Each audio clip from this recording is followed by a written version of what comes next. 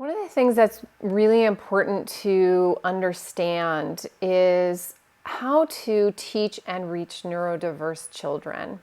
And so we may have many different ideas of how we want to support children with autism and children with ADHD, but we have to make that information accessible to them so that we teach them in the way that they learn most. And just like I was talking about at the beginning, children are neurodiverse and they learn through different means and different approaches. And so just understanding some different approaches and strategies that can help teach and reach neurodiverse children.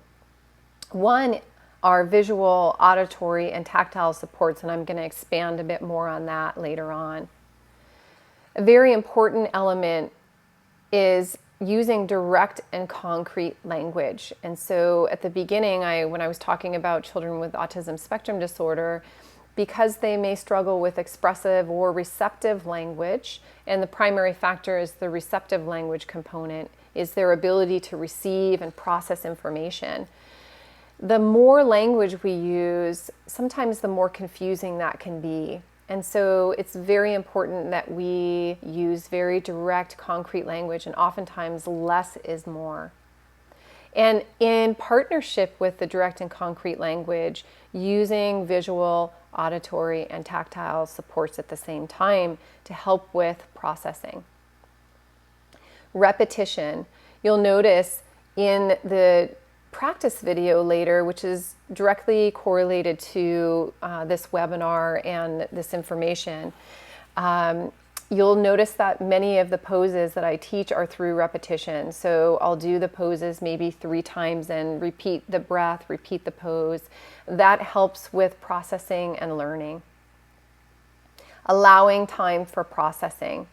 So having an understanding of language processing and knowing that receptive language processing, oftentimes children are a bit delayed in their ability to process information.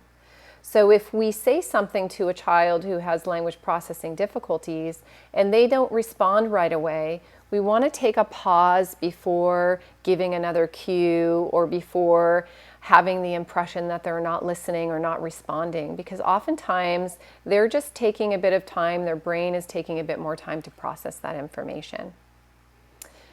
Offering choices and options is very important for all children, really.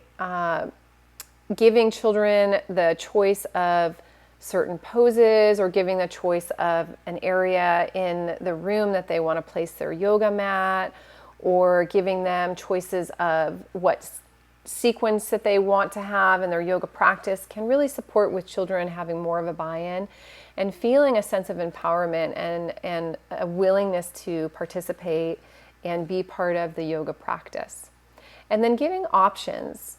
Options are really important because many children with autism spectrum disorder and children with ADHD, they may have challenges with their motor coordination and with being able to sequence movement. So it's important that we give different options, different variations of poses, different choices that are going to set them up for success.